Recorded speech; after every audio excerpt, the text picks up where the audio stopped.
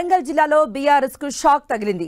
మాజీ deputy CM Tatikonda Rajaiah Congress లో చేరేందుకు రంగం సిద్ధం చేసుకుంటున్నారు.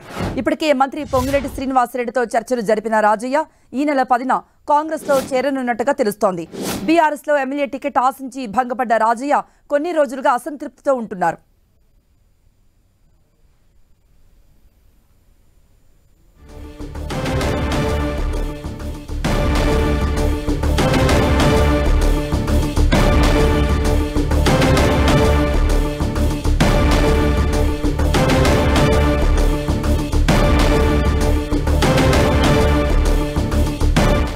ఇక దీనిపై మరిన్ని అప్డేట్స్ మా ప్రతినిధి కుమారస్వామి అందిస్తారు.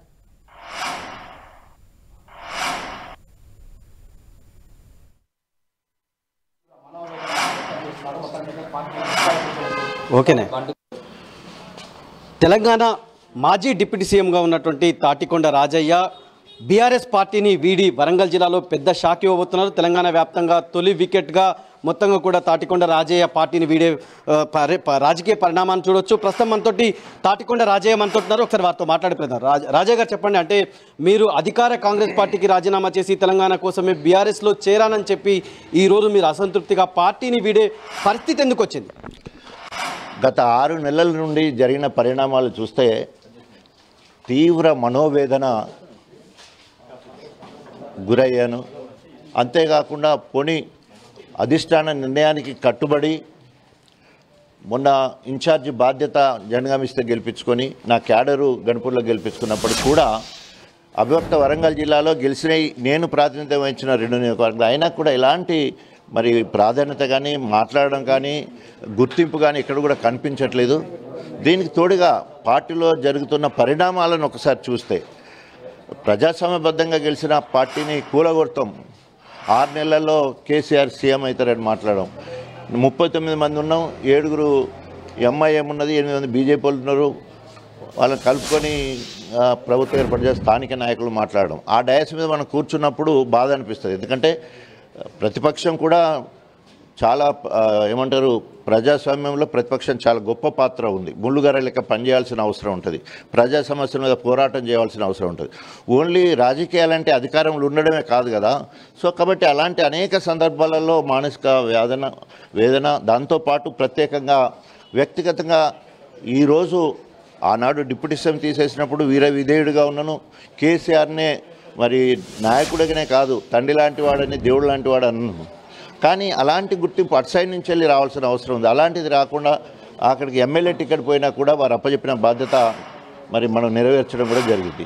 సో ఈ రకంగా చేయడం వల్ల మాదిగా అస్తిత్వం, ముఖ్యంగా మాదిగా నాయకత్వం మొత్తం కూడా తీవ్ర వ్యతిరేకత కూడా రావడం జరిగింది. ఎందుకంటే డాక్టర్ రాజయ్య ఆత్మగౌరవం లేకుండా ఇంకా అందులోనే ఉంటున్నాడు అని చెప్పేసి నేను ఒక పార్టీని నమ్ముకొని నాయకుడిని నమ్ముకున్నప్పుడు అనుబంధంగా పనిచేయాల్సిన అవసరం ఉంటుంది.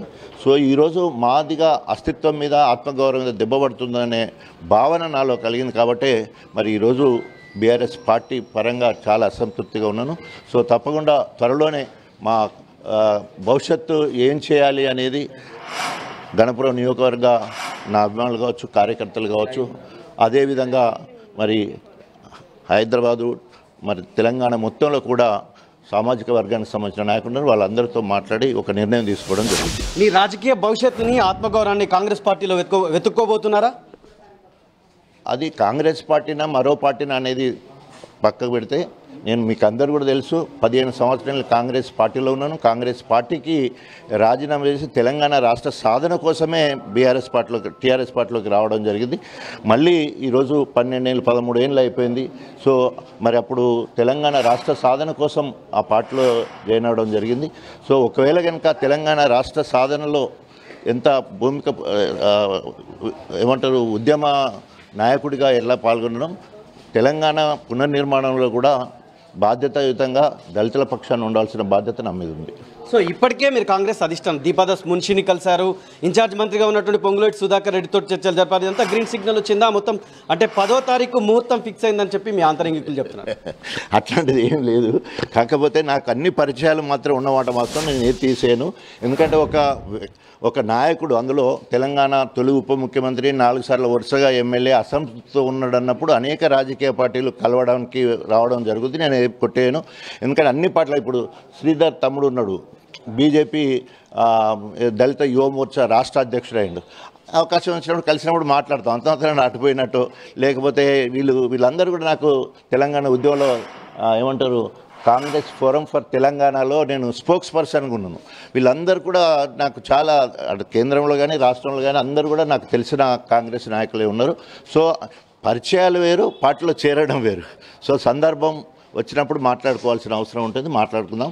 తర్వాత రేపు రాబోయే రోజుల్లో భవిష్యత్తు, రాజకీయ భవిష్యత్తు ఎట్లా ఉంటుందని చెప్పాలన్నప్పుడు తప్పకుండా నా అనుచరులతోటి, ముఖ్యంగా దళిత నాయకులతోటి మాట్లాడి దళిత అస్తిత్వం కోసం, ముఖ్యంగా మాదిగ అస్తిత్వం కోసం నేను ఏం చేయాలని అందరం కలిసి ఒక నిర్ణయం తీసుకొని దానికి అనుగుణంగా ముందుకెళ్తాం. బీఆర్ఎస్ పార్టీకి ఎప్పుడు రాజీనామా చేయబోతున్నారు? ఇది ఒక మాటలో చెప్పాలంటే కాలమే నిర్ణయిస్తుంది. నేను అనుచరులతో మాట్లాడిన తర్వాత ఒక నిర్ణయం తీసుకోవడం జరుగుతుంది. సో అంటే మీరు ప్రధానంగా మీ పార్టీకి సంబంధించి కావచ్చు, మీరు స్టేషన్ గన్పూర్ను కన్న తల్లిగా భావించారు. ఆ స్టేషన్ గన్పూర్ నియోజకవర్గమే నా దేవాలయం, ప్రజలే నా దేవుళ్ళు అని చెప్పారు. వాళ్ళంతా కూడా మీరు మీద ప్రెషర్ చేస్తున్నారు, కాంగ్రెస్ పార్టీలోకి వెళ్ళండి, మీ ఆత్మగౌరవం కాపాడుకోండి అని. అంటే కాపాడుకునే ప్రయత్నం చేస్తున్నారా?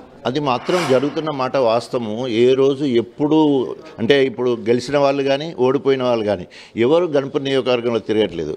గత 4 నెలల నుండి, ఎలక్షన్ల ముందు కానీ ఎలక్షన్ల తర్వాత కానీ ఈ ఆత్మీయతను, అదేవిధంగా కార్యకర్తల పట్టించుకున్న వాళ్ళు లేని పరిస్థితి ఉన్నది. ఆత్మీయతకు దూరం అవుతున్నాను, ప్రజా సంబంధాలకు దూరమయ్యే పరిస్థితి కనబడుతుంది. కాబట్టి సో ఆత్మీయత లేకుండా, ప్రజా సంబంధాలు లేకుండా నేను ఉండలేను. సో కాబట్టి వాళ్ళందరి నిర్ణయం మేరకే, వాళ్ళందరి కోరిక మేరకే నా నిర్ణయం ఉంటుంది. నిన్నటిదాకా అంటే తెలంగాణలో మాజీ డిప్యూటీ సీఎంగా పనిచేశారు. ఇప్పుడు మళ్ళీ రాజయ్య అవకాశవాదం కోసమే పార్టీ మారుతున్నారు, పదవి కోసమే, అధికారం కోసమే మారుతున్నారనే విమర్శకు ఏం చెప్తారు?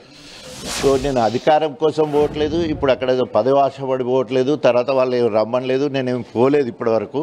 ఇక్కడే చాలా మానసిక వేదనకు గురై 6 నెలల నుండి నిజంగా చెప్పాలంటే నా గురించి ఆలోచించిన మీరందరూ కావచ్చు, ప్రజాస్వామ్యవాదులు కావచ్చు, లేకపోతే అన్ని రాజకీయ పార్టీలు కావచ్చు, అందరూ ఒకటే పేరు, పాపం రాజన్నకి ఇట్లా అయింది, ప్రజా సంబంధాలు ఉంటాయి, మంచిగా గొప్పగా పనిచేసే నాయకుడిని పార్టీ దూరం చేసుకుంటుందనే భావన ప్రతి ఒక్కరిలో ఉన్నది. సో అయినా కూడా పార్టీని నమ్ముకున్నాను, నాయకుడిని నమ్ముకున్నాను కాబట్టి విధేయుడిగా ఇప్పటి వరకు ఉన్నాను.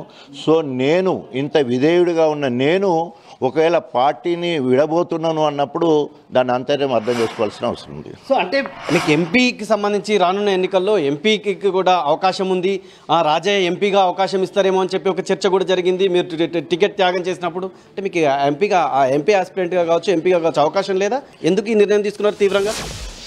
టెక్నికల్గా ఒక్కసారి ఆలోచిస్తే వరంగల్ జిల్లాలో 4 సార్ల ఎమ్మెల్యే, డిప్యూటీ సీఎంగా ఉన్న ఆస్పిరెంట్ బహుశా ఎంపీగా ఎవరు లేరేమో. అంతేకాకుండా ఒక డాక్టర్గా లేదా ఎంఆర్పిఎస్లో తెలంగాణ కన్వీనర్గా అంబేద్కర్ భావజాలాన్ని ప్రజలకు తీసుకుపోయే విషయంలో, తర్వాత దళిత సామాజిక వర్గంలో గుర్తింపు పొందిన నాయకుడిగా నాకు every right to ask MP ticket, అది పార్టీ ఏదైనప్పటికీ కూడా. కానీ ఇప్పుడు ప్రస్తుతము ఎంపీ టికెట్ గురించి మాత్రం కాదు, కానీ మానసిక ఆవేదన ఎక్కువైపోయి ప్రజల్లో సమాధానం చెప్పుకోలేని పరిస్థితి బీఆర్ఎస్లో ఉంది. కాబట్టి ఈ నిర్ణయం తీసుకోవాలనుకుంటున్నాను. సో ఈ నిర్ణయం తీసుకునే ముందు నా కార్యకర్తల మనోభావాలను వారితో చర్చించిన తర్వాతనే అంతిమ నిర్ణయం ఉంటుంది. ఇది మొత్తంగా కూడా రాజకీయ సంఘర్షణకి లోనయ్యి ప్రజలకి ఏ సమాధానం చెప్పుకోలేని స్థితిలో ఉన్నటువంటి పరిస్థితి. అదేవిధంగా బీఆర్ఎస్ అధిష్టానం కాంగ్రెస్ ప్రభుత్వాన్ని కూలగొడతాననేటువంటి ఒక మాటలు తనను బాధించాయి. అందుకే ఈ తీవ్రమైనటువంటి నిర్ణయం వైపు అడుగులు వేస్తున్నాను, కార్యకర్తలు అనుచరులతోటి పూర్తిగా చర్చించిన తర్వాతనే పూర్తి డెసిషన్ తీసుకుంటానని చెప్పి ఇప్పటివరకైతే బీఆర్ఎస్ పైన తీవ్రమైనటువంటి అసంతృప్తి ఉంది. ఆ పార్టీ నుంచి వీడేందుకే నిర్ణయం తీసుకున్నాననేటువంటి ఒక స్పష్టమైన సంకేతాన్ని మాత్రం రాజయ్య తమ ప్రజలకి అదేవిధంగా తెలంగాణ యావత్ సమాజానికి ఇస్తున్నటువంటి పరిస్థితి ఉంది. కెమెరా